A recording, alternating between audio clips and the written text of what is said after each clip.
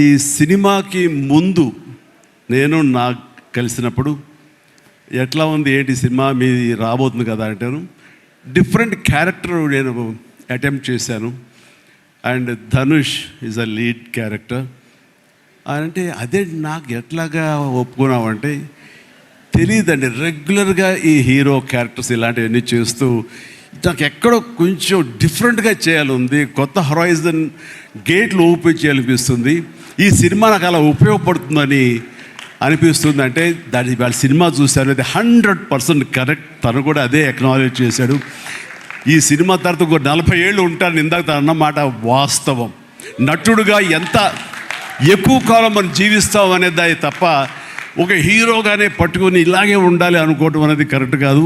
And ఇలాంటి character ఎంత బాగా చేశాడంటే నేను తర్వాత చెప్తాను. సో ఫస్ట్ ఆఫ్ ఆల్ ఇలాంటి సినిమా శేఖర్ కమ్ముల ఏ ధైర్యంతో నాగుని అడిగాడు, నాకు ఏమి ఊహించుకుని ఫ్యూచర్లో ఈ క్యారెక్టర్ చేస్తాను ఒప్పుకున్నారు. ఇదే ఫస్ట్ సక్సెస్ అని నేను భావిస్తున్నాను ఈ సినిమాకి.